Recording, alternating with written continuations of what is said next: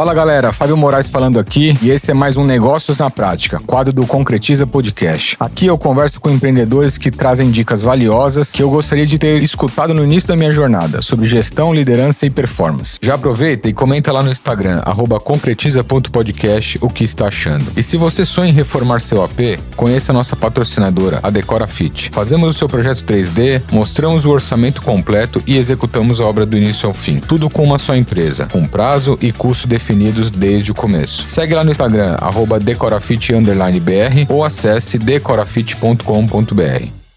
Fala galera, hoje o episódio vai ser uma pancadaria, velho. Esse cara mais famoso da Bahia, o cara mais difícil de arrumar uma agenda pra mim aqui, mas tenho certeza que vai ser um papo, cara, top de linha hoje. Prazer te receber aqui, Daniel. Hoje, Daniel Gedeon, CEO da Grifo Engenharia. Isso aí. E vamos falar muito de obra aqui, que pra maluco, essa sala aqui vai se completar hoje, viu? Com certeza, ainda mais com você, que tem mais de 150 obras ao mesmo tempo, né? Então, Rapaz, irmão, prazer estar aqui. Prazerzão, Daniel. Obrigado pelo tempo aí. É sempre bom a gente conversar sobre engenharia, né? Normalmente a gente, ainda mais misturando com engenharia e empreendedorismo também. Então, o que eu puder fazer para agregar aí esse setor e a todo mundo que está aí em casa assistindo, podem contar comigo. A agenda é corrida, mas você é prioridade, né? É isso. Ainda mais que está se tornando um cliente agora também. Fiquem ligeiros aí. Vamos lá, eu sou Fábio Moraes, sou host aqui do podcast, gente, bora começar esse episódio. Dani, pra falar um pouquinho, pra gente começar a aquecer os motores aí, cara, esse modelo de fast construction, né? Essa é uma metodologia muito própria aí da Grifo. Perfeito. Então, cara, fala um pouquinho aí, acho que, cara, quem é o Daniel? O Daniel veio de onde? E como é que você criou esse trem aí? Como é que esse negócio tá posicionado hoje no mercado? Fechado. O nome é difícil, né? Imagina peão falando Fast Construction. Eu imagino, cara. Fast Construction, né? Velho, assim, contando um pouco de minha história, Daniel sempre teve uma ideia de empreender. Eu comecei na engenharia com 16 anos de idade. Acabei pulando até o terceiro ano e entrando com 16 anos na faculdade de engenharia. E desde cedo comecei a estagiar, e na época com obras de 200, 300 pessoas e aquela coisa, né? Estagiário de obra de 1000 pessoas dentro, o cara tem que aprender a se viver, senão com uma semana... Sobreviver ali, senão tá na rua. É guerra. Não tem jeito. Então, me jogaram logo pelo concreto e eu fui desenrolando com o pessoal e gostando do negócio. E sempre fiz carreira dentro de construtoras. Na verdade, a minha ideia sempre no início era, eu vou tentar achar alguma coisa aqui que eu posso fazer de forma diferente para eu tentar empreender dentro da construção. Os anos foram se passando, eu mudei de empresa. Na Bahia, eu trabalhei nas maiores construtoras. E eu não ia achando essa coisa, né? E às vezes a vida te dá uma oportunidade quando uma porta se fecha. Tá. Em 2016... 2015 para 2016, a gente estava passando um dos piores momentos possíveis da engenharia, né? Com Lava Jato, todo aquele cenário que você da área conhece também. E acabou que a empresa que eu estava era muito envolvida, não contratava mais ninguém, eu acabei tendo que sair. E falei, velho, o que é que eu vou fazer, né? O que é que eu sei fazer é obra, sair de construir prédio de quase bilhão. E minha primeira obra foi um gerenciamento de R$500 de um estúdio de 20 metros quadrados. Eu vi se o interruptor estava funcionando ou não. Cobrei R$500 para gerenciar, de gasolina eu gastei 1.000. Não tinha carro, pegava carro um dia com um tio meu, outro dia com outro tio, outro dia pegava com meu avô, ia rodando, tinha que lavar o carro, porque às vezes botava cimento atrás do carro e botava. Isso que ano que foi? Isso em 2016, né? E a partir daí a gente começou, eu falei, vou entrar aqui nessa parte de reforma. E eu comecei a fazer obra. Daniel, foi uma época muito boa também, porque assim, numa crise, uns choram, outros vendem lenço. Eu acho que isso é uma métrica que é a maior realidade possível. Com certeza. Tá? Ao mesmo tempo que muita gente estava perdendo emprego, eu tinha muita gente boa saindo de várias construtoras no país. Então eu montei um time no início onde talvez eu nunca conseguiria se montar se não fosse uma crise. Então pessoas que tinham 20, 30 anos de empresa e que estavam acabando tendo que sair. Tiveram empresas que tinham 180 mil funcionários, foram para 50 mil. É uma redução abrupta, né? Sim. E aí a gente começou na parte residencial e aprendendo as coisas, utilizando a metodologia de administração de obras na época, que é uma metodologia que você consegue fazer um negócio com um risco mais baixo, você fazer bem. Sim. E aí eu me deparei no mercado de reforma e falei, velho, isso é uma coisa que eu tento ensinar a todo mundo que me pergunta. A gente tem sempre que procurar se diferenciar no que a gente faz. Então, eu cheguei no mercado de reforma, o que acontecia? Tinha vários concorrentes que passavam um preço, chegava para o dono do apartamento e falava, seu apartamento vai custar 50 mil, eu te entrego pronto. O outro chegava e falava, elétrica é 10 mil, hidráulica é 10 mil, civil 30 mil, é 50 mil.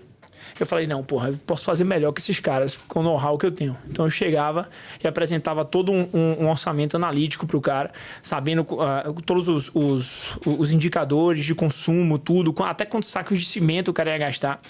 E mostrava para ele o prazo, fazia um fluxo financeiro, fazia um planejamento de quanto a gente ia avançar por semana, que data a gente ia ter que comprar cada coisa do apartamento dele. Então automaticamente eu já saía na frente com o que o mercado tinha de convencional. De folha. E aí começou, certo? A gente, pegar obra, e fomos crescendo. Assim a gente foi para a parte residencial de alto padrão, entramos na parte comercial, entramos na parte de residencial de casa de alto luxo, tá? E a gente foi trilhando. E aí era Daniel ainda? Não, no início... Já era Grifo? Não, já era, assim, residencial era Daniel. E aí eu percebi uma coisa interessante, de por que a empresa... Todo mundo só queria Daniel. Então, todos os clientes, eu comecei a ter 3, 4 clientes, os caras queriam, Daniel, cadê você aqui? Cadê você aqui? Cadê você lá? Mesmo que eu tivesse pessoas muito boas para fazer o trabalho, eles queriam o Daniel. Falei, putz, eu tenho que criar uma marca, um nome, porque... Pra começar a tirar, e essa sementinha tem que ser plantada agora para no futuro eu conseguir gerenciar e crescer a empresa. E aí eu fui buscar um nome, e aí veio o Grifo.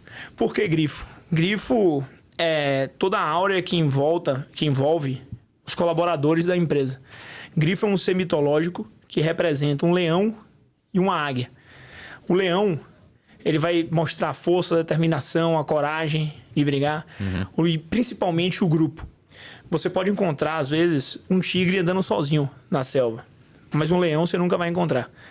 O leão, ele anda em bando. Então, essa é o espírito de um colaborador nosso, de uma pessoa que está dentro da empresa. Forte, e a águia é um animal que mais voa alto na terra. E, além disso, é um que tem uma visão diferenciada. Tá? A águia, você tem que sair para caçar todo dia. Se você não caça, você morre de fome. É diferente de uma galinha, que você der titica, der cocô, der qualquer coisa, a galinha vai comer ali e ela está sendo alimentada. A águia não. Se a águia não sair e for atrás... ela não consegue se alimentar. A águia se renova com uma certa idade, ela arranca todas as penas e volta de novo. E a visão, ela enxerga muito mais a longe. Então, diversas vezes em minha vida e na vida da empresa, a maioria das pessoas acharam que eu estava indo num caminho errado, ou um caminho que a curto prazo talvez não parecesse ser o caminho certo, mas que no longo prazo se mostrou o correto. Isso quando eu troquei, pivotei minha carreira para entrar em uma outra construtora, quando a gente abriu mão talvez de um pouco de margem para ganhar mercado. Então, assim, você ter essa visão de longo prazo e entender que a vida, principalmente no empreendedorismo, não é uma maratona, não é um tiro de 100 metros, é uma maratona, sim. É o que vai fazer a diferença. Então, por isso, a questão de Grifo Engenharia. E Show. Aí é o que gere todas as pessoas que estão dentro da empresa. Show. Cara, e a metodologia aí? Pronto, vou explicar. E até junto com isso, né, cara? Como é que você fez, cara, os clientes acreditarem que isso era possível, né, cara? Porque, assim, a gente faz obra também rápida e tal, mas, cara, estamos falando de reformas pequenas, né? Como é que você bota na cabeça de um cliente que você vai fazer uma obra de 10 mil metros em 60 dias, cara? Cara, como é que surgiu isso, tá? Eu tô falando aí lá de 2022, então de 2016 a 2022 já tinham sido aí uns 6 anos de empresa. Tá. E a gente em todos esses nichos, tá?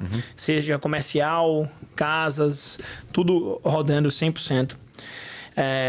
Em 2022 a gente tava acabando de voltar de uma pandemia e eu acabei fechando uma obra fora da Bahia, no Maranhão. Já começou fora. O FEST foi criado fora. Foi fora. No Maranhão, que era uma faculdade de medicina. Essa faculdade de medicina, eu tava com todos os meus times lotados e eu tive que fechar com a margem muito apertada. No final do dia, a verdade é a seguinte, eu não confiava em mais ninguém ali, mesmo meus sócios, para fazer aquela obra, que eu tava realmente muito apertado na obra. E como os times estavam lotados, eu não ia trazer uma equipe nova e botar uma situação dessa. E era aqueles momentos de inflexão da empresa, que eu tava saindo de uma obra de um ticket, sei lá, de 1 milhão para um ticket de 3 milhões. E eu me joguei. Eu fui lá com o encarregado e um administrativo financeiro. E eu tinha 120 dias para fazer a obra. Era uma obra de 3 mil metros dentro de um galpão antigo, certo? Que tinha toda a parte de subestação, incêndio, detector de fumaça, a parte pronta. E, cara, uma faculdade de medicina, ela é muito controversa o tipo de obra, porque é o seguinte, é proibido abrir no Brasil. Então, você não consegue abrir, você tem que entrar com um processo judicial, você tem que ganhar esse processo. Isso aí leva uns 5 anos, tá? Você provando que, na verdade, a população daquela região precisa e tem leito suficiente nos hospitais para os alunos estudarem, para você dar condição, etc. Esse trâmite todo leva uns 5 anos. Quando você ganha, o MEC não responde, você ganha de novo, o MEC não responde, você liminar. E aí, o MEC chega e fala, ó, fulano, desses 5 processos aqui, eu vou visitar esse daqui a X dias. É a amostragem. A maioria dos mantenedores, eles não investem, porque uma faculdade de medicina é em torno de 10 milhões de reais a mais. E eles não investem isso lá 5 anos atrás, senão eles iriam investir 80, 100 milhões e talvez nenhuma virasse. Quando eu cheguei lá, tinha 120 dias. Eu falei, cara, vou passar 120 dias aqui no Maranhão, longe de tudo, longe da estratégico da grife, que eu desci para operacional para tocar. Vou tentar fazer em 45 dias. Como o cliente ele estava em dúvida dessa questão do prazo, que horas no MEC, ele falou, cara, para mim, se você antecipar, é muito melhor. Eu falei, vamos tentar fazer. A única diferença é que você ia gastar, não vai ser mais caro, o que você ia gastar em 120 dias, você vai ter que gastar em 45. Ele, vamos tentar, vou tentar fazer o fluxo, etc. Eu parei, segmentei a obra toda, aí comecei a criar, estudar sobre metodologia de fast track, de Scrum, entender como a gente, como a Amazon, por exemplo, consegue botar uma coisa em sua casa com 24 horas, o porquê disso. É um negócio que é muito mais conferência do que controle. Totalmente diferente do que a gente está acostumado na construção, certo? E aí a gente começou a criar esse modelo e eu consegui entregar a obra em 45 dias. Aí eu falei, cara, tem um negócio aqui que ninguém entrega isso no Brasil. Tem. Logo em seguida, 2022 foi o ano de rampar o Fast. Logo em seguida, um outro mantenedor teve um negócio desse com o MEC. O MEC falou, cara, daqui a 30 dias eu vou nessa unidade daqui. O cara não tinha projeto, o cara não tinha lugar para fazer. E aí me ligou. Daniel, tem coragem de fazer? Eu soube que você fez em 45 dias, o projeto é similar. Eu falei, velho, é o seguinte, eu fiz em 45, eu vi alguns gaps que eu acho que eu conseguiria reduzir. Agora, eu não consigo te dar a certeza. Vamos fazer o seguinte, a gente vai fazer a obra para administração, uma forma de gerenciamento, e eu compro a briga com você. Eu não quero ganhar se você também não ganhar. Então, se eu não conseguir entregar em 30 dias, você vai me pagar 50 mil só, que para mim é perder o negócio, certo? Só para cobrir aqui um pouco dos custos. Agora, se eu entregar, você me paga 500. Cara, beleza, uma faculdade aprovada vale mais de 200 milhões de reais. Cara, entreguei com 30 dias. Eu saí meio-dia, o MEC chegou no 30º dia. Nossa. Rapaz, essa foi a mais rápida de todas. Itabuna, na Bahia. 30 dias, 3.200 metros quadrados.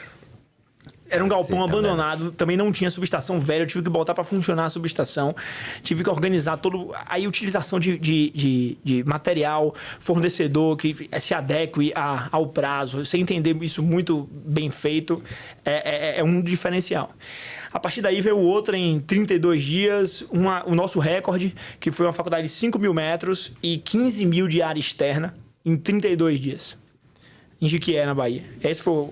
Eu achei que ia morrer dentro da hora. Eu acordava 4 horas da manhã, batia no quarto do meu sócio, falei, bora, não vai dar certo, e chegou e deu. Quantos metros é essa? Essa era 5 mil interno e 15 externo. Nossa, cara. O externo choveu 27 dias dos 32 dias. Quando chegou no 27º, eu falei, cara, pode desistir de asfalto, é brita. Bora, liga pra... Porque na avaliação do MEC, não importava se era brita ou não, tinha que ter sua parte do cadeirante, do autista, do pessoal que tinha que ser um piso mais certo. Sim. Os demais poderia ser brita. Joguei asfalto fora, fiz com brita, desparramei brita, deixei o negócio bonitinho, etc. Aprovada a faculdade, hoje tem mais de 200 alunos lá dentro por conta do Fast Construction. Então, a gente começou a catalogar e otimizar a metodologia, certo? Ela passa por setorização de obras. A gente utiliza uma linha, para quem é de engenharia, a gente utiliza a mesma linha de balanço que tem uma edificação vertical dentro de uma edificação horizontal. Horizontal. E a gente, como que você faz isso? Através de setores. Então, nosso planejamento é todo segregado por setores. Módulos, blocos. Módulos, blocos, pacotes de trabalho, certo? E os pacotes de trabalho por equipe. Então, a gente tem, além desse planejamento que a gente faz através de um parceiro que é o Prevision, junto com o nosso ERP, que é o Cienge, e a gente tem um setor de BI, muito atento a todos os custos, todas as medições de obra. E a gente consegue, através do PCP, que é você criar, tipo assim, o cara chega na semana, ele tem uma meta da semana. Se ele bater, ele ganha uma bonificação. O cara quem? O peão? Desde o peão até o gestor. Até o gestor. Não, o gestor é final, é do todo, certo? É no todo. Até mas principalmente o peão, até o empreiteiro. Certo? Então a gente faz diversos tipos de bonificação. Qual é o negócio? Imagine que numa obra que os outros entregam aí com 6 meses, existe um custo indireto e o custo direto. Normalmente, o custo indireto ele vai ficar aí 10%, 12% do custo direto, a depender do local do Brasil. Tá? Esse custo indireto, ele é só pelo carrego da obra, em sua boa parte. Então, você vai ter salário de engenheiro, salário de colaborador, enfim, que está na equipe administrativa, exatamente, de ferramentas, aluguel, etc. Se você pega isso e você espreme isso para 60 dias...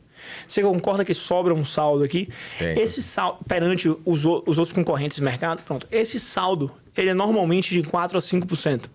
Então, a única coisa que a gente faz no FES, assim, de forma bem simples quanto isso, é a gente pega esse recurso, que pra gente é só de carrego, achata o prazo da obra e utiliza esse que tá aqui só para carregar, injetando diretamente na bonificação dos caras na produção. Então o cara sente muito mais, entendeu? Sim. E aí o cara consegue bater a meta, já vai para outra meta, já vai para outra meta, o cara ganha mais, ele roda, ele consegue, assim, dentro de um período curto, entregar o resultado. E aí com toda a parte de trás, que é tipo assim, a maioria dos nossos pagamentos são à vista. Então a gente utiliza mais de um preço para um serviço. Cara, se eu vou fazer aqui essa estrutura metálica, tá? Seu projeto lá, você me entregar tal dia sei lá, 800 mil. Se me entregar 15 dias antes, é 820. Se me entregar 30 dias antes do que você está pedindo aí, é 850. Agora, se você passar desse prazo de 60 dias, de 40 dias que você me pediu, é 750. Então, o que acontece com o cara, velho? O cara Fica louco. A vida, né? Se você terminar qualquer hora, eu pago pra você... Qualquer hora? Qualquer hora. Qualquer hora? Qualquer hora. A gente paga 24 horas por dia. Eu tenho um financeiro que é contratado justamente pra isso. 24 horas? 24 horas, mas não é sempre que é 24 horas. O que acontece? Quando a gente tem isso, a gente já avisa pro cara. Nas etapas críticas. Nas etapas críticas. Então, o que é que funciona? A gente só vai checar a qualidade. Então, como é num processo convencional, que eu e você fomos acostumados, que a gente trabalhou a vida toda civil lá, exatamente. O cara vai fazer o memorial de cálculo, boletim de medição, sobe o boletim no sistema, porque tudo isso é na caderneta do estagiário, certo? Fez aqui, memorial, joga no Excel, faz memorial, aprova com o engenheiro, pode fazer boletim de medição, faz boletim de medição, pega, assina o engenheiro, assina o gerente, assina o empreiteiro, tudo bonitinho, memorial, escaneia isso, manda para a administração central de serviço compartilhado, financeira, tesouraria checa, ok por e-mail, pode emitir a nota, emite a nota, aí vem a nota, nota errada, muda isso, vai para lá, trava. Próxima data de pagamento, quando é que vem com uma pilha que junta todas as obras na pilha. Próxima data de pagamento é daqui a 50 dias, 45 dias. Esse processo, ele é muito arcaico, certo? E esse processo, ele é muito burocrático e faz sentido ser burocrático para multinacional. Sim, sim. O que eu comecei a analisar em 2022 foi, cara, eu não tenho a experiência que a multinacional tem, eu não tenho o dinheiro que a multinacional tem, eu não tenho o nível técnico que a multinacional tem. E tô jogando... Pra que eu tenho que ter a burocracia? E tô jogando o jogo dos caras. O que é que eu preciso ter? O que é que eu posso ser que esses caras não podem? Ágil. Eu consigo ser muito menos burocrático. Aí eu comecei a estudar isso. E a gente viu que, em vez de controle, você pode botar conferência. Como? Com tecnologia. Então eu prefiro dar muito mais a liberdade pro cara que tá lá definir, tomar uma decisão. O engenheiro nosso tem uma autonomia quase de um diretor em outra empresa. Mas a gente escolhe bem as pessoas que estão ali. Então, eu prefiro dar essa autonomia e conferir logo no outro dia em seguida do que o cara esperar que eu estiver em outra cidade para pegar esse ok comigo que a gente vai perder 3, 4 dias lá. E é assim que acontece. Você é de obra, você sabe Também. como é que funciona. É isso. Então, mesmo de uma empresa descentralizada, você consegue dar muito mais autonomia com a conferência. Como é que funciona uma construtora convencional? O cara recebe uma vez no mês um relatório, que é o relatório razão da contabilidade, mostrando quanto veio em cada centro de custo, para o cara checar e ver se está certo. Sim. A gente faz isso diariamente. A gente tem uma medição por dia. Você vai fazer uma obra convencional, é uma medição por mês. Por mês, A gente faz uma, quando não faz uma por dia, uma a cada 2 dias. Porque a gente vê exatamente o que está mudando, o que não está. Assim. Então, a gente consegue, com a conferência, ser muito mais, dar muito mais autonomia do que uma convencional. A gente consegue ser muito mais ágil e entender que o processo só serve para facilitar a vida do cliente. Senão, para que você dê processo? Se não está sendo melhor para o cliente nem para você. Mas até como é que você encaixa, por exemplo, qualidade, conferência com controle aí, né? Porque cada dia ali é decisivo. Aí, como é que você dosa a qualidade, né? Qual, assim, critério de qualidade para liberar pagamento e tudo mais versus a retrabalho? Como que você trata isso com a galera? Vamos lá. Através de 3 coisas simples. Primeiro ponto. Todo mundo tem retenção de 10%. Então, contratos acima de 50 mil, retenção de 10%. Tá. Só aí você já tem uma segurança, tá? Beleza. Mas aí repare, você não resolveu não resolve o problema. É. Exatamente. São 3 passos. O segundo passo é um pouco do conceito do Lean Construction, certo? Você é um cara de obra. Você acha que tem mais pós-obra em instalação hidráulica ou no reboco da parede? Óbvio que hidráulica, né? Pronto. Será que tem mais problema em hidráulica ou instalação de porta? Hidráulica. Hidráulica. Entendeu? Então a gente pega os itens que dão mais problema e esses itens, cara, isso aqui a gente vai passar o olho muito bem feito. Os demais, a gente vai passar o olho, obviamente. Mas a intensidade não vai ser a mesma. Se eu fosse... Pra eu ganhar velocidade, se eu for ter que fazer um FVS, vai ser dessa daqui. Mas o segredo, além disso aí, não é isso. Tem o final, que é importantíssimo pro Fast. É a regra do tudo ou nada. Lembra que a gente setoriza os blocos? Pronto. Setorizou os blocos. O contrato do empreiteiro, certo? Ele também é setorizado. Pelos mesmos blocos do projeto. Tá? E ele só recebe bloco inteiro. Ele não recebe meio bloco. Setor 1, setor 2, setor 3, setor 4. Eu não pago 50% da infra do setor 1. Eu pago a infra do setor 1. Eu pago a infra do setor 2. A infra do setor 3. A elétrica e o quadro do setor 1, setor 2, setor 3. Tá? A gente divide isso nos contratos. E aqui a regra, como é setorizado, não é um contrato cheio, é tudo ou nada. Se eu chegar lá, certo? O fiscal vê tudo pronto, uma tomada fora do lugar, é nada. Se ele vier 2 horas da manhã, botar essa tomada, é tudo pro cara. Então a regra é clara pra ele. Não tem meio. Ou é final, ou não é. Se tiver 1.000 metros de piso num setor desse, um piso quebrado, a regra é não pagar nada. Se o cara vier 2 horas da manhã, 3 horas da manhã, quando ele for consertar aquele piso, a gente paga tudo. Não tem nota, burocracia, não sei o que. É rápido ali o negócio. Rápido. Paga na hora, manda, ok, puf, pagou. Certo? Não tem essa questão de junta aqui e junta lá. Então, quando você faz o tudo ou nada, e você trava por bloco, você vai otimizando. Então, você vai chegar no último bloco já com isso daqui tudo completo, entendeu? Conferido. Então, boa gestão de contrato, metodologia de tudo ou nada. Além disso, você tem uma retenção. Além disso, você saber verificar itens que dão mais tempo que outros. Então, a junção desses 4 faz com que você consiga ter menos dor de cabeça numa obra tão rápida, entendeu? Tão rápido. Faz sentido. Cara, agora... Vamos lá. Uma coisa é gerir obra, outra coisa é empreender gerindo obra, né? Cara, é muita diferença, né? Como é que você coloca a cultura dessa metodologia acelerada na galera, na equipe toda, né? Porque o time inteiro tem que respirar isso. Inclusive, assim, você não tem muito tempo, inclusive, do cara fazer um bom onboarding, do cara se acostumar. Cara, tudo ou nada. Né? O cara tá entrando no meio do furacão, literalmente. Exatamente. Né? E aí você já vai ver quem presta e quem não presta. Mas Assim. qual é o negócio, tá? Tudo isso que você falou é 100%. O onboard não é 100%. O tiro é rápido, tá? Mas o cara que se destaca logo num cenário desse, você já sabe que tem alguma coisa e você só precisa só polir. A diferença de você gerenciar uma obra e várias obras é justamente totalmente o contrário. Eu tenho vários gestores de obra que são excelentes, mas se eu te der 2 obras pro cara, o cara se perde todo e perde a função. Então, como é que a gente gerencia isso? Através do BI, tecnologia, gerenciando tudo. A gente vai falar sobre isso. Aí, através de rotinas, certo? E rituais. Então, em toda obra nossa, existem algumas rotinas que os caras têm que seguir, que a gente desenvolveu ao longo do tempo. O que é o Fast Construction pra gente? Cara, é fazer o PCP toda sexta, é passar com os caras tal dia, é bater 3 vezes na semana, é fazer o PMP, antes de começar a obra, fazer um playbook com o preço que a gente quer fechar de cada coisa. 80% dos itens que são da curva A já vem fechado do escritório, já com a data antes de iniciar. Toda semana a gente bater com o time de planejamento. A gente ter um DDS 3 vezes na semana para passar cultura para os caras e falar do engajamento. Então tem toda uma lista da metodologia que a gente tem que ir forçar. Agora, você nunca vai conseguir, certo? Treinar se você nunca fez. Eu trato o time de Fast Construction, que a gente tem um setor residencial também, que é com outro sócio, como se fosse uma tropa de elite.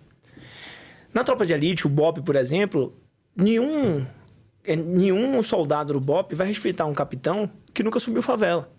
Com certeza. Não há. Então você tem que. A liderança, ela tem que ser. Ela não é imposta. Certo? Mas ela é o exemplo. Ela é conquistada. Como através do exemplo. Então a maior forma de você conseguir transpor isso, tá, é você estar presente em momentos importantes. E a partir daí, essas pessoas que você esteve presente, ela repassar isso para outras pessoas. Isso é uma das coisas mais difíceis. Eu, quando comecei o Fast Construction, falei, cara, vou abrir isso daqui, vou ter... A nossa ideia era ter 20... Ela está em 2040, certo? Antes, o primeiro planejamento estratégico, 2040, com 10 obras fechas ao mesmo tempo em cada um dos 26 estados do Brasil. Seriam 260 obras ao mesmo tempo, quase igual a você. Mas... eu vi que depois é o seguinte, cara, não existe tropa de elite de 1000 obras, de 200 obras. Então, aí a gente reformulou isso no planejamento estratégico, muito do que... até eu fiz um board no G4, os caras abriram muito a minha cabeça em relação a isso. Falei, cara, eu não preciso mais que 3 obras ao mesmo tempo. Eu tenho que fazer diferença em 3 obras, certo? E eu tenho que ter eu consigo pegar um ticket que é um ticket mais alto. Então, a gente tem um planejamento estratégico que a gente chama de 3-3-20, que até 2030 são 3 obras por trimestre de 20 milhões cada. No total, 240 milhões de faturamento. A gente não quer talvez ser maior e nem menor. Mas, porra, por que 20 milhões, Daniel? Porque é o limite que eu consigo trabalhar onde os pequenos, eles não sobem porque o risco é muito grande. Certo? E os grandes não descem. E os grandes não descem. Porque a burocracia impede de descer. E aqui que é meio que o sweet spot do Fast Construction. Sim, faz sentido. E aí, eu pego 3 obras dessas ao mesmo tempo só preciso ter 3 aqui, o cara já chega e sabe, velho, você tem 4 obras no ano, uma por trimestre, para você fazer, entregar rápido, receber, ganhar mais, bonificar melhor, e a gente conseguir fazer isso. E aí, a gente atua de outras formas, através do braço de educação que a gente abriu, que é a Grifo Academy, que é através de mentoria, de curso, etc., e dando mentoria para os outros conseguirem acelerar as obras também. E isso é um ciclo que, assim, os caras trazem obra para a gente joga obras menores para os caras, e a gente consegue ir organizando. Eu falei um negócio aqui que eu acho que é muito importante para quem tá ouvindo, pessoal, que se chama planejamento estratégico, certo? Eu demorei um pouco, hoje a gente vai fazer, dia 28, 9 anos de empresa, e eu demorei um pouco para entender essa parada. E sempre foi muito empiricamente, cara. Não sei se com você também, entendeu? Eu achava, ia dando certo, e na verdade o que eu planejei, ia vendo, mas você fazer um planejamento estratégico, saber onde é que você quer estar daqui a alguns anos, você se esforçar junto com o time. A gente meio que faz um off-site, né? Pra dizer onde é que a gente quer estar, como é que a gente quer ter, velho, isso ajuda demais, tá? Porque o que você define ali, principalmente se você tem sócio, tá? Porque às vezes a gente define alguma coisa e você concorda com o seu sócio 80% das vezes. Mas 20% às vezes você discorda. E às vezes, se você não tem uma comunicação muito boa, esses 20% vão criando pedrinhas no caminho, certo? E depois de um tempo, começa a ter muito ruído por causa disso. E aí, talvez você ache que é uma coisa boa para a empresa, o cara acha que é outra. E isso vai ficar dando um embate. Planejamento estratégico, você senta ali, você definiu com o cara, tipo, com um selo, velho, é isso aqui que a gente quer mesmo. fale agora ou cale-se para sempre. Não é? Então vamos embora e vamos sempre Não, é seguir muito isso. importante, cara. E aí, a gente fez isso daí, eu comecei a pivotar, comecei a negar algumas obras que a gente estava muito bem posicionado em obras de 5 milhões, comecei a negar algumas obras e buscar obras de mais porte. Óbvio, nem todas você vai conseguir de 15 a 20, certo? Mas aí você vai gerenciando. E você vê isso através dos dados, certo? Que aí depois posso mostrar para você a quantidade de orçamento que a gente fazia em 23, 24, o ticket médio de orçamento, saber esses indicadores, mostrando, hoje em dia o ticket médio já está tipo assim, 15 milhões das obras. Bem o que a gente quer. A gente negou algumas obras aqui que a gente pegaria no passado. E às vezes, quem constrói, assim, quem empreende sabe disso na prestação de serviço. Às vezes você quer pegar uma obra menor porque você está em um momento às vezes ruim, mas depois o momento vira e você tem que atender as duas, e aí você acaba não atendendo tão bem, às vezes, a grande, porque você tá com a pequena. Isso cara, já acho vivi que muito duas isso. coisas, é o foco, né? E aí, obviamente, você fala não, né, cara? Perfeito. Com base no teu plano, né? Seguir o teu plano. É difícil, cara. É difícil. Vou falar sobre o que aconteceu muito comigo esse ano. Uma aula dessa aqui você não encontra em lugar nenhum, não, viu? Uma aula dessa aqui não encontra em faculdade nenhuma, não. Minhas obras eram um ticket de 3 a 5, certo? O ciclo de se fechar uma obra dessa são 3 meses. E o ciclo que eu entrego são 3 meses. Por que 3 meses? 2 de obra, às vezes antes ali uns 15 dias para planejar, depois fica ali. Enfim, uns 60 dias, 45 eu entrego e fica um pouco mais. Mas o ciclo de fechar e pegar a obra é igual. Então eu fechava, fazia, logo em seguida tinha outra, fazia, logo em seguida tinha outra, fazia, logo em seguida. Fui para obra de 20. Obra de 20, o ciclo de fechar é 6 meses. Não é 3. Sim. 6. 6 meses. O ciclo que o cara toma a decisão de fechar e fazer uma obra e gastar 20 milhões num projeto não é 3 meses. É de 20. É de 6. 6 meses. Mas eu continuei entregando as obras com 60 dias. E aí, a gente fez 15 mil metros quadrados aqui em 70 dias. Ao mesmo tempo eu tive um lapso, porque eu neguei as obras de 3 e 5, certo? Falei, velho, não vou pegar, vou esperar aqui, etc. E aí você fica na eterna janela que você tem que tomar a decisão. Fecho ou não fecho? E mesmo, velho, você olhando todos os dados, a gente é uma empresa que tem dados. Por exemplo, a gente sabe que 60% a 70% do ano é no segundo semestre, não é no primeiro semestre. A gente sabe que pela projeção do primeiro semestre, o segundo semestre vai ser muito melhor. A gente sabe que pelo pipe vai ser muito melhor. Mas ainda assim, você tem que tomar a decisão. Cara, como é que você deixa uma folha de, sei lá, 400 mil por mês e você... E aí, toma a decisão, deixa os caras ou perde o treinamento de todos esses caras? É muito foda. E às vezes, mesmo o dado te mostrando, você ainda titubeia, mas confie no dado, confie no negócio. Se um conselho para dar para vocês analisem os seus dados. Tenha dados, e confiem. né? E tenha dados. Tenha dados. E confie. Show. Porque vai ajudar você a não tomar a decisão errada, entendeu? Cara, até um ponto importante aí. Vocês olham alguns indicadores primários do negócio. Sim. E aí desdobrem secundários. Como é que você trata essa questão de indicadores aí? Vamos lá. Vamos começar por setor Tá. Vamos lá, obra, certo? Obra, quais são os 3 indicadores principais pra gente? IDP, IDC e NPS de cliente. Tá. Vou dizer cada um. Traduz aí pra IDP, galera. tá? O IDP, ele vai ser o indicador de prazo. É o prazo planejado sob o prazo executado. Vou dar um exemplo. Se eu era para estar 100% dessa atividade agora, e eu estou 80%, 100 dividido por 80, 1,2 acima de 1 é ruim. Quanto mais próximo de 1... Quanto mais próximo de 1 ok, abaixo de 1 bom, acima de 1 ruim. Sim. Tá? Eu boto o planejado em cima para conseguir ter uma métrica igual. Eu vou explicar o porquê. Então, se eu avancei 100% e era para eu ter avançado 80%, planejado 80%, 100 embaixo, 0,8, abaixo de 1, bom. Então, a gente faz isso para todos os itens da EAP de planejamento. Tá. IDC, índice de custo. Custo. Custo realizado sobre custo planejado. É diferente do planejamento, que é planejado sobre realizado. Custo realizado sobre o valor agregado da parada, tá? Que é literalmente o quanto você era para gastar. não verba disponível, era o quanto você era para gastar sobre o que você fez. Por exemplo, tem 80% do orçamento de concreto feito, o concreto é 1 milhão, 80% feito era para ter gasto 800 mil. Quanto eu gastei? Aí você vai pegar o seu realizado, dividido por esse valor agregado e vai ver. Abaixo de 1, bom. Acima de 1, ruim. Você pega isso da obra, abre, dá de todas as etapas de orçamento e dos planejamentos aqui. Então, a partir daí, você vai tratar o quê? Vai tratar os que estão chamando a atenção. Por que tá assim? Certo? E principalmente os críticos. Quando você pegar várias obras, vocês vão ver que alguns itens são responsáveis por 80% de mexer ali dentro. Sim. Então, o foco 100% da equipe, eu tiro isso do engenheiro de produção da frente, deixo com o cara no time, no escritório e o gerente da obra. E o cara de produção, eu libero ele e desafogo ele com muito mais autonomia para ele resolver os 20%. Que se ele comprar pior do que o meu cara do compras planejadas, vai mexer um ponteiro ridículo dentro do custo ou dentro do prazo da obra. Agora, se ele não comprar, brother, vai atrasar pra cacete. Então é muito melhor você dar autonomia e os grandes você fecha aqui planejado, entendeu? Sim. E o NPS você mede... Do cliente, porque... Em quantas vezes? O ideal é que sejam 3. 3. Logo depois do início, certo? Com a tentativa, no meio e no final. Tá? Agora, desse NPS é um dos mais difíceis, porque às vezes o cliente não responde, não quer, etc. Aí você tem que ligar.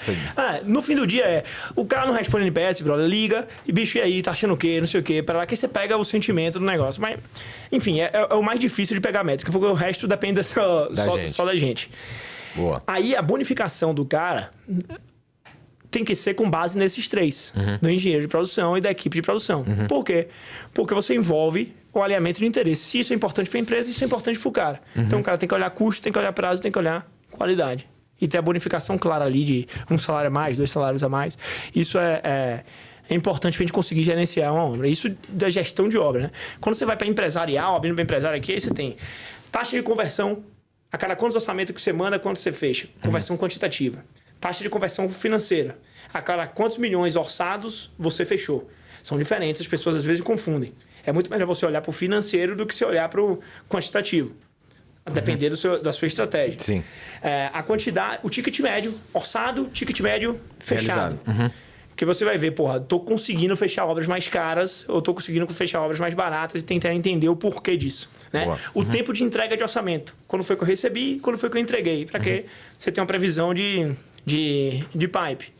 Aí você pode entrar em suprimento. O tempo que o time de suprimento compra o material ou manda a nota fiscal para o financeiro. É um tipo de indicador, que é mais secundário, assim, das atividades. Do negócio, sim. Exato. A minha indicação seria focar, primeiro, no seu business, que é obra, certo? Resolver a parte de obra, porque aí os outros você consegue resolver. Você vai desdobrar nos demais. Claro, porque é o seguinte, eu não sou uma empresa de financeiro, eu não sou uma empresa de tecnologia, eu não sou uma empresa de suprimento, eu não sou uma empresa de orçamento. Eu sou uma construtora. Então, se minha obra tá ruim, não adianta o resto tá todo bom. Se olhar o negócio. Não, a primeira coisa que você tem que tratar é a obra. Então, você tem que avaliar a sua obra. Se a obra estiver boa, você tratou o problema enquanto tá no pé, não chegou no coração ainda. Entendeu? O resto, você segura a onda. Você com obra boa, você tem mais obra, porque o seu maior marketing vai ser a sua entrega. Você com obra boa, você talvez, e uma gestão boa de custo, você talvez não tenha problema no financeiro. Sim, certo? É mais difícil você ter problema. No suprimento, você não vai ter, porque a obra tá boa, então você tá comprando bem. Sim. Então, você consegue resolver muitas das coisas, entendeu? Sim. Então, assim, eu acho que é muito importante quando a gente bota o foco, expande, então a gente tem que escolher bem onde é que a gente foca, entendeu? Show. Cara, galera, acho que é bom tocar nesse ponto aqui, né? A gente comentou em outros episódios a importância de você ter dados na empresa, né? Sem dados a gente não faz absolutamente nada, então todas as decisões, desde a obra até a mais estratégica, são tomadas com base em dados.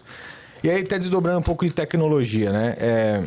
A gente falou do RP, acho que RP, cara, eu vou gravar um outro episódio, porque acho que pro pequeno que tá começando, fala muito do sistema, né?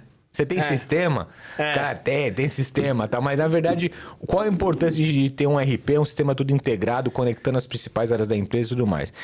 E aí, vocês utilizam o Cienge. O Cienge a gente também usa, né, como uma base, a maior base de dados nossa hoje está no Cienge, né?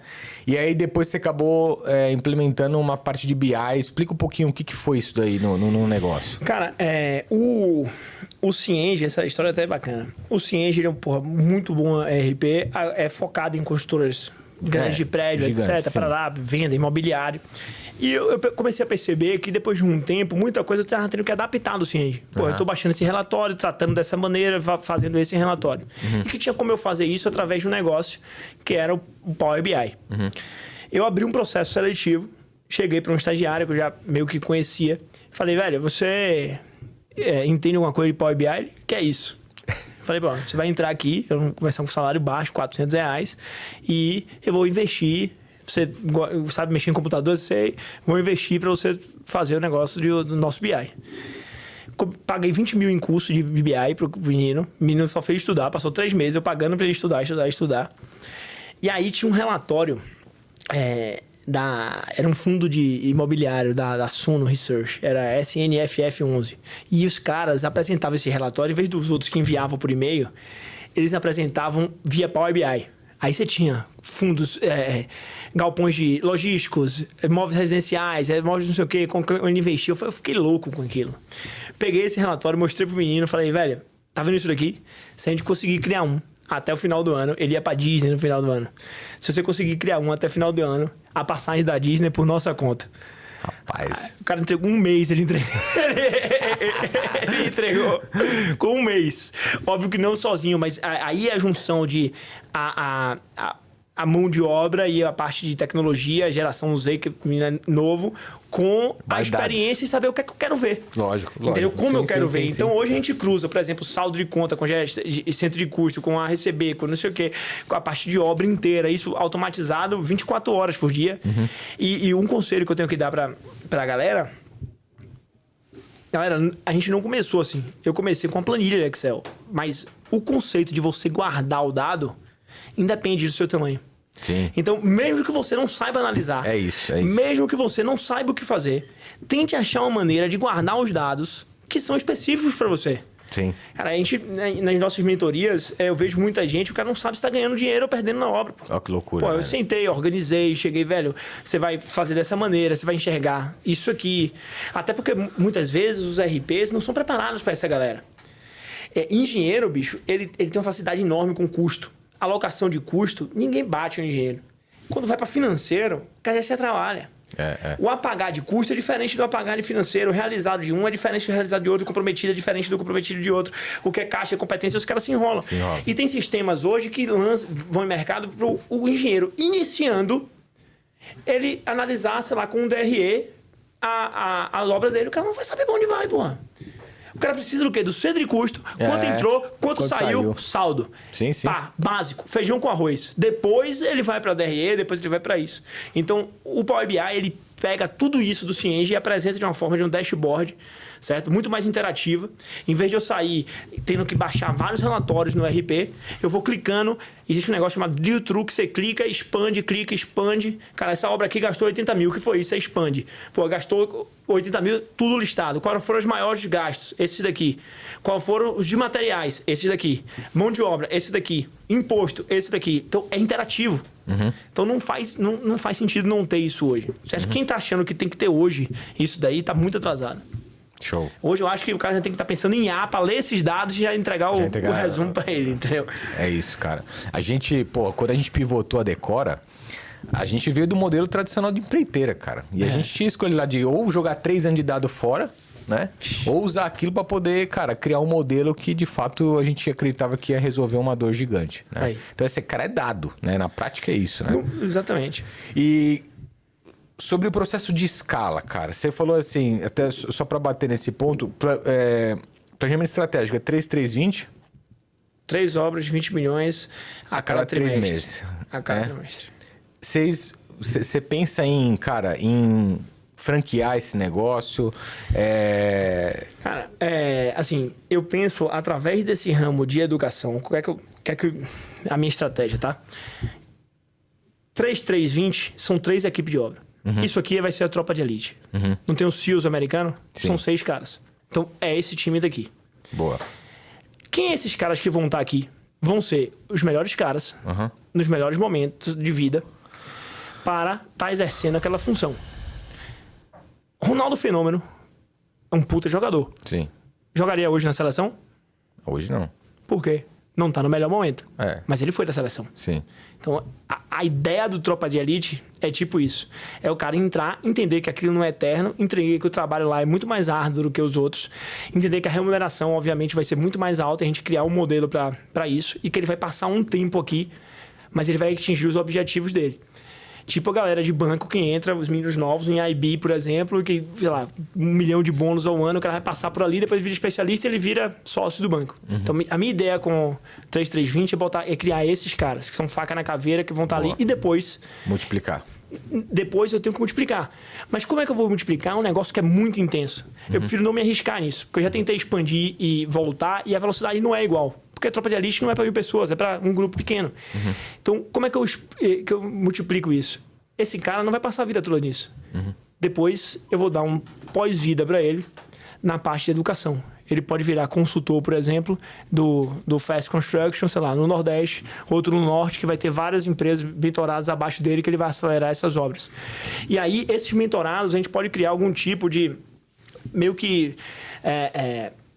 selos, certo? Porra, esse cara já tá aqui tanto tempo sendo mentorado, esse cara já tá conseguindo acelerar as obras, etc. Para uma obra que tem lá, eu indico para ele. Uma obra que tem lá, eu indico para ele. Outra obra eu vou indicar pro cara de cá.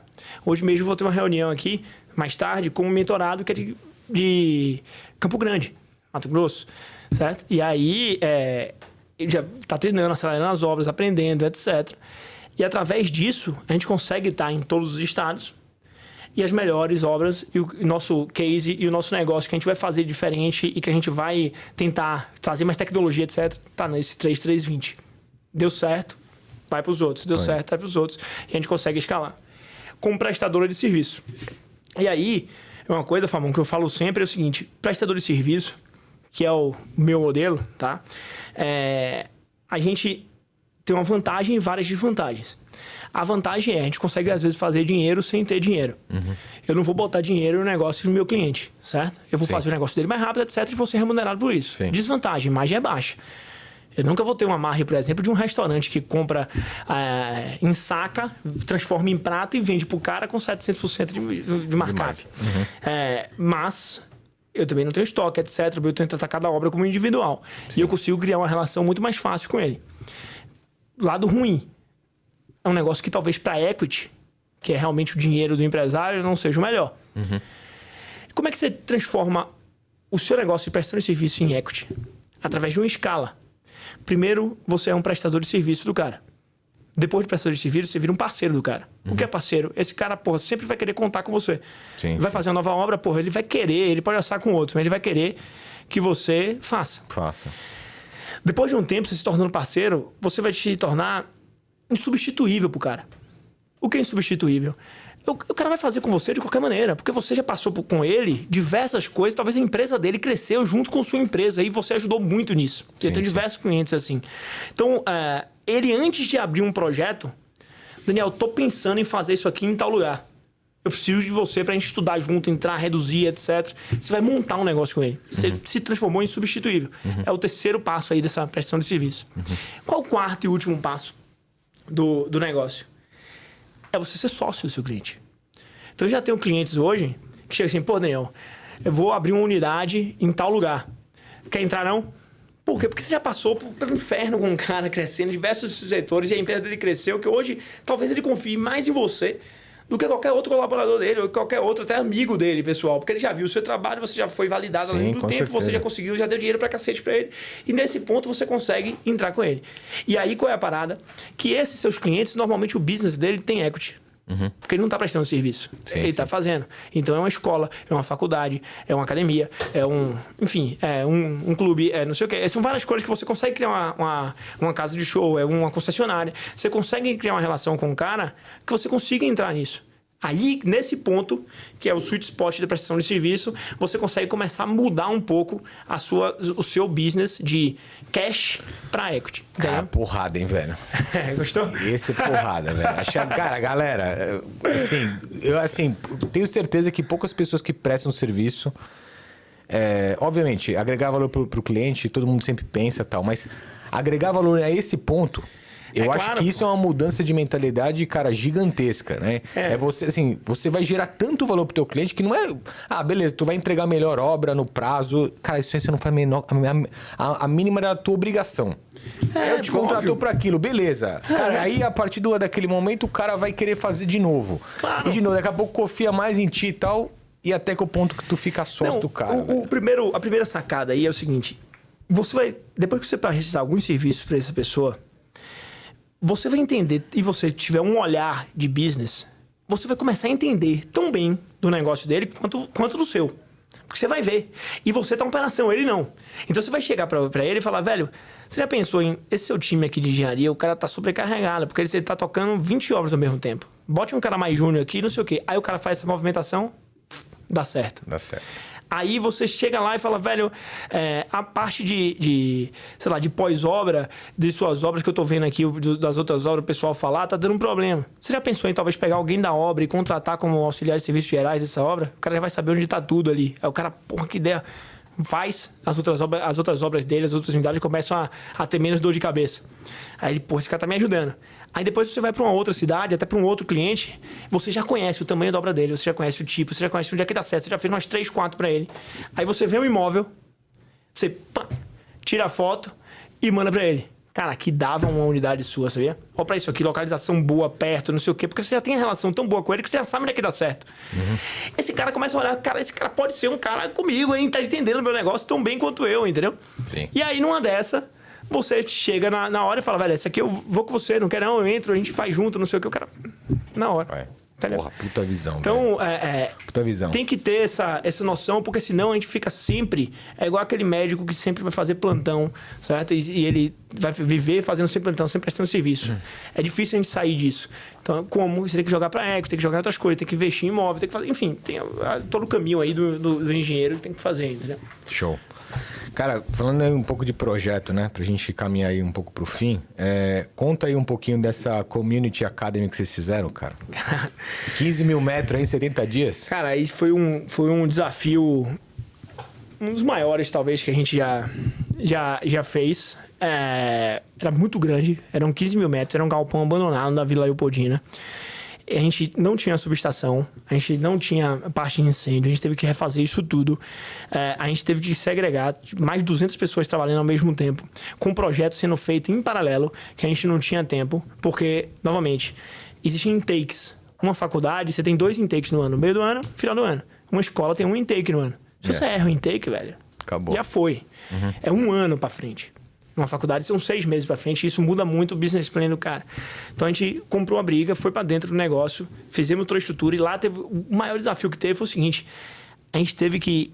O telhado do galpão era de madeira, 1970. Porra. De madeira. Hoje o telhado é treliça. Era treliça de madeira, certo? E a gente teve que tirar 4 pilares de lá de dentro pra aumentar o vão e deixar o vão livre para conseguir ter palco e auditório para 2.000 pessoas, que realmente ia mudar muito. Eu tentei fazer de tudo com o cliente, que até xará seu também, Fábio, para tirar esses pilares. Não teve santo que fizesse o cara tirar.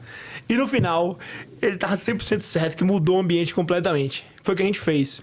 Eu tive que... Não tinha projeto no galpão, em 1970 não tinha nada.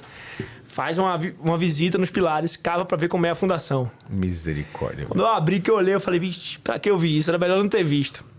Beleza, vamos comprar a briga. Vamos fazer um reforço de fundação. Não entra estaca hélice, não entra máquina. Como é que a gente vai fazer? Estaca mega, que é você concreto e macaco hidráulico descendo e vai fazendo. Fizemos reforço de concreto de estaca mega. Concretamos as sapatas. Fizemos as treliças, não tinha como trazer de fora, montadas em loco. Montou tudo lá, montei meio que uma pré-fábrica de metálica, soldou tudo, checou tudo certinho, etc. Bota o muco, carrega, abre igual um bisturi o telhado. E o telhado não é normal, não. O telhado era assim, ó, vários assim. Vixe, como é que você passa um negócio no meio? Várias águas. Cada linha de pilar era uma água assim, ó, com a calha aqui embaixo. Uma água assim com a calha aqui embaixo. Rasgamos em si, era como se fosse um bisturi. Passamos uma treliça por fora de mais de 20 metros, enorme, para essa treliça se soldar nesses pilares que a gente fez o reforço, apoiar esse telhado de madeira de um lado e de outro, pra gente conseguir sustentar, quebrar os pilares e conseguir manter. E na hora de quebrar esses pilares? Nossa, velho. Quebrar, aí tem a flecha, né? Quero um pouquinho. 5 centímetros. Ó, e parou, graças a Deus. Aí já é tudo louco. Cara, e aí depois a gente fez um chapéu de bruxa em cima, né? Mas o telhado ficou meio com chapéu de bruxa pra você cobrir e fazer esse negócio. Isso tudo dentro da obra acontecendo, com o projeto acontecendo, com mudança acontecendo, com infra acontecendo, CFTV acontecendo, som acontecendo, tudo. Em 70 dias. É muito difícil. Tem gente que às vezes não faz um projeto desse em 70 dias. Imagina, cara. É isso. Então, isso é parceiros, velho. É você conhecer os parceiros, os caras já trabalham com você. Você tem os caras que compram a briga, entendeu? Sim. Tá louco. Puta case, cara. Exatamente. O cara compra a briga e vai mudar. Entendeu? Várias vezes eu fiz projeto por conta disso. O cara chega e eu falei, meu amigo, não adianta. Qualquer outra construtora vai chegar aqui e vai passar um preço, vai pegar quilo de aço, etc. Vai passar. Se você não estudar o negócio comigo, a gente vai ficar sem obra, pô. Aí o cara, não, Daniel, dá pra fazer isso, dá pra fazer isso, dá pra fazer aquilo, não sei o que, aí você baixa. Cara, eu acho que, assim, eu vejo que falta tanto essa atitude, sabe, nas obras, sabe? Porque, cara, você catar o cara na mão, velho, vamos aqui pra um sentido único aqui, vamos caber, senão é ruim pra todo mundo, É ruim velho. pra todo mundo. Mas você consegue, repare que você consegue muito mais isso quando você passa a escolher as obras que você quer. E você passa a ter um planejamento sobre isso. Sim. Então, tipo assim, eu não vou fazer isso, tá, pra uma obra que não tem interesse, que não tem interesse com relação com o cara, que não tem interesse no tipo de obra, que não tem interesse na região. Então, tipo assim, que o ticket seja baixo. Você tem que focar que é essa questão de foco, onde você vai fazer diferença. Pô, vou comprar briga com esse cara aqui, vou botar. Velho, a quantidade de obra que a gente viabiliza por entrar antes... Na engenharia. Na engenharia. Imagina. E comprar briga, e ter a visão de empresário. Por exemplo, eu cheguei, a gente fechou uma obra em Porto Alegre, eu cheguei pro cara e falei, velho, ó, o arquiteto tá botando isso daqui. Agora, tipo assim, no seu business, que é uma casa de eventos, vai mudar 0 o ticket que você vai cobrar. E a gente tá gastando 1 milhão. Na minha concepção, se eu tivesse em seu lugar, certo? Não faz sentido. Eu prefiro muito mais investir aqui, que aqui você consegue aumentar mais. Ou você bota aqui coberto, que aí você consegue aumentar o ticket nessa parte do camarote. Sim. Cara, na hora. Aí o cara se conecta e vai, isso, entendeu? Porque, cara, alguém se preocupando de fato com o negócio dele, né, exatamente, cara? no final do dia. O que é que o cliente quer?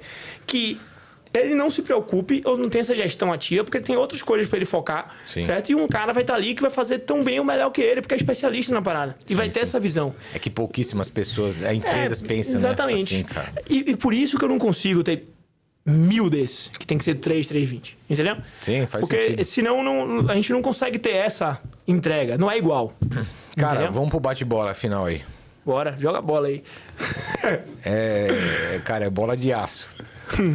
Cara, o que você acha de mentalidade que falta na construção civil hoje?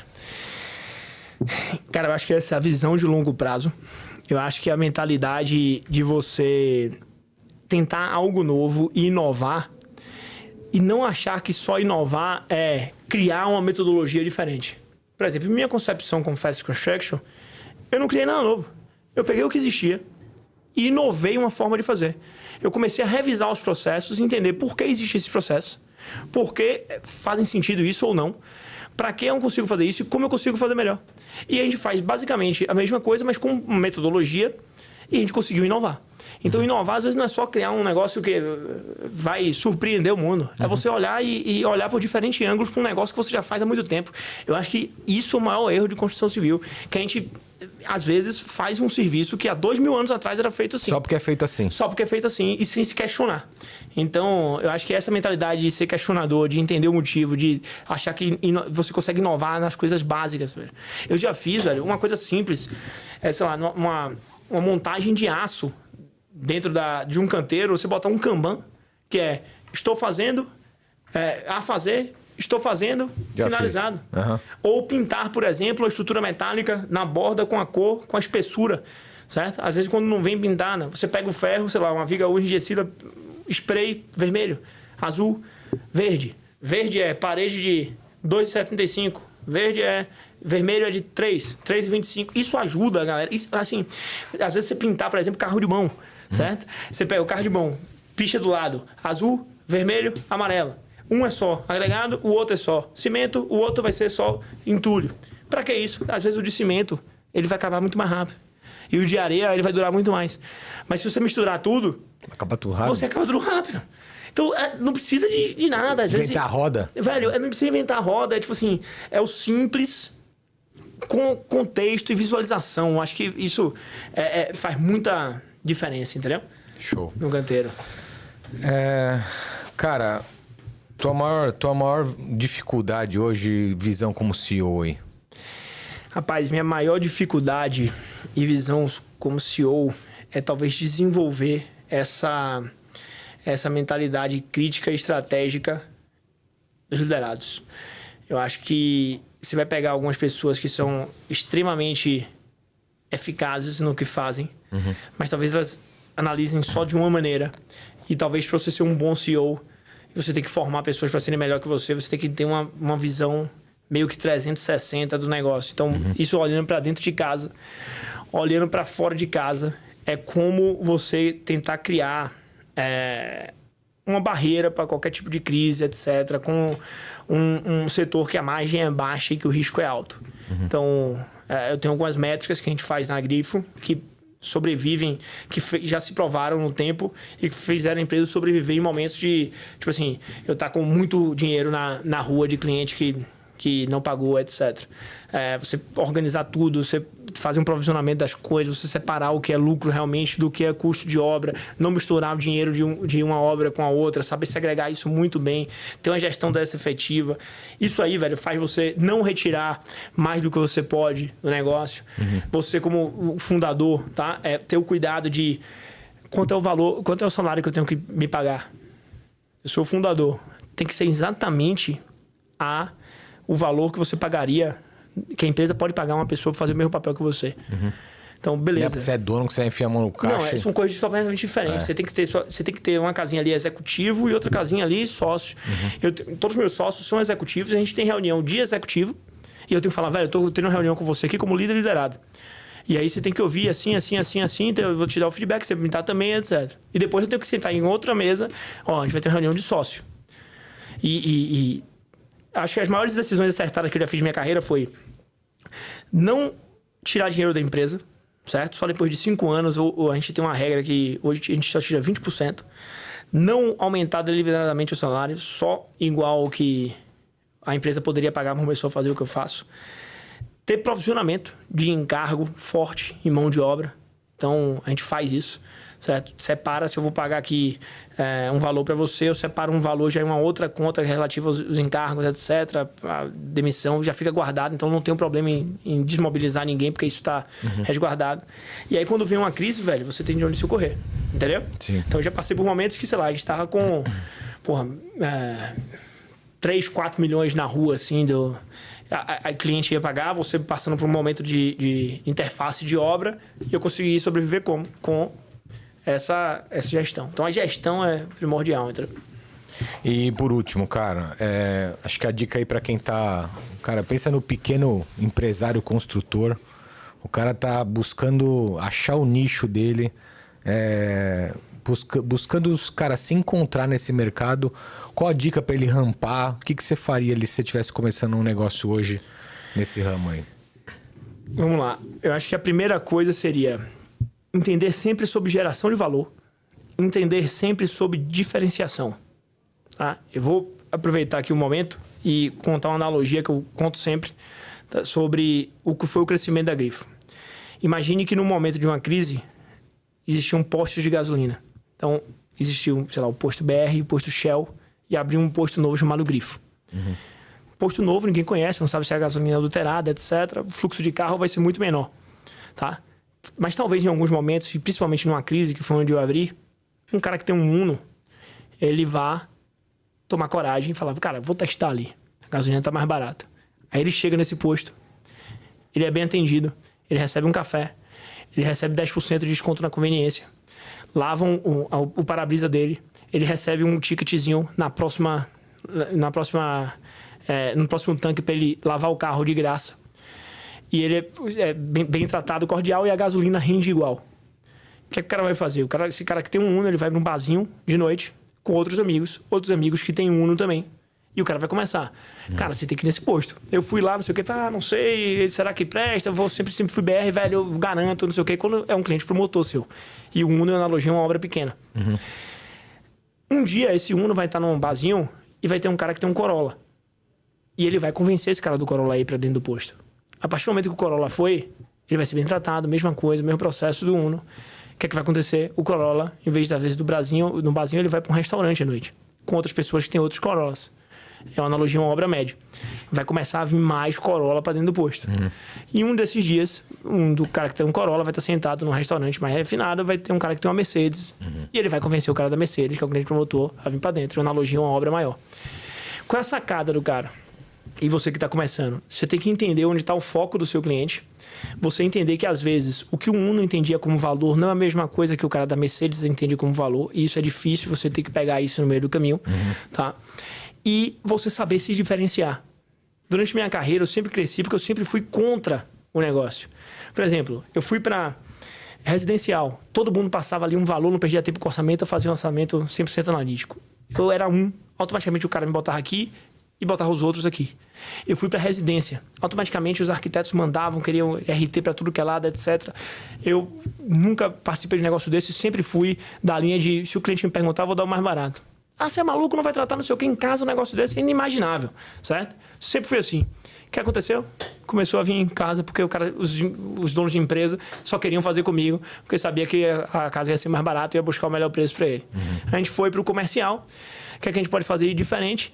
Porra, vamos acelerar as obras, fast construction, a gente faz, os outros fazem isso aqui, a gente criou esse negócio. E agora, nesse próximo passo meu educacional e digital, que eu ainda estou aprendendo, obviamente, e tá dando aula. Você está começando também, o que foi que eu vi? A maioria dos engenheiros na internet aprenda a ficar rico com engenharia, faça o curso, compre o curso aqui, fique rico em 2 anos, largue do saia do operacional, vá para o estratégico e monte sua empresa e comece a ganhar 100 mil por mês, não sei o quê. Cara, eu não conheço, eu vou ser engenheiro, não cai do céu. Eu nunca consegui em minha vida ter algo de uma facilidade dessa. Ao contrário, às vezes quando eu fiz um negócio que eu ganhei um dinheiro a mais do que eu acho que até merecia, eu falei, rapaz, alguma coisa vai de ruim vai vir aí. Tá errado.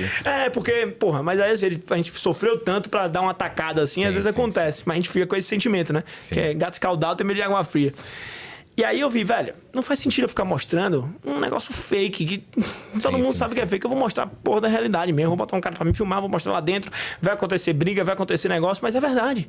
Sim. Todo mundo que tem uma obra, certo? Com 50, 100 pessoas, sabe que vai ter uma discussão. Sabe que dentro de 100 pessoas, talvez o cara, quando esteja filmando ali alguma hora, pegue um cara que tá com a luva rasgada, que tá sem luva, certo? Todo mundo de obra sabe disso, que o cara vai trocar, que não sei o que acontece, que é a realidade do Brasil, certo? E a gente tenta ao máximo fazer o negócio 100%. Então, aí eu vou mostrar a realidade. A galera começou a se conectar porque eu mostro a porra da realidade, entendeu? Então, de novo, a mesma estratégia em cenários diferentes, mercados diferentes. Como, independente de você estiver começando, diferenciação. Você analisar o negócio de fora e eu vou participar, eu vou ser essa pessoa aqui, porque a maioria do mercado é assim. Se você for dono de uma loja, você consegue fazer isso. Se você for empreiteiro de gesso, você consegue fazer isso. Sim. Se você for empreiteiro de elétrica, você consegue fazer isso. Se for construtor, você consegue fazer isso. Você consegue fazer isso com qualquer coisa, até se você for estagiário. Sim. Certo? Como é estagiário, simples. O horário é de 8 às 12. Chega às 6, vai embora às 2.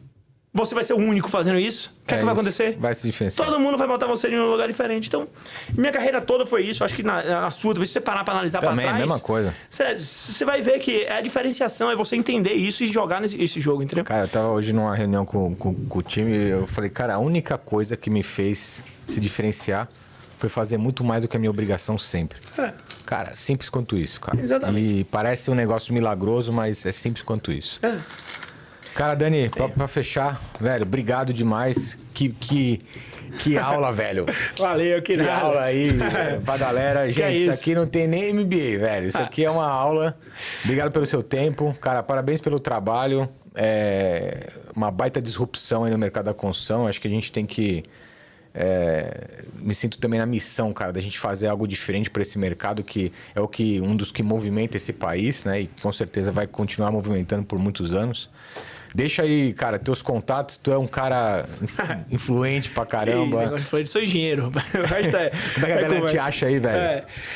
Então, Fábio, eu queria agradecer você aí pelo convite. E já vou deixar aqui na mesa também o convite para eu te entrevistar vamos lá, no nosso podcast, que é o GrifoCast.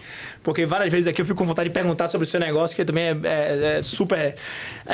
É loucura igual. E aí eu fico com essa vontade e não consigo, que você tá me entrevistando e eu falo muito também.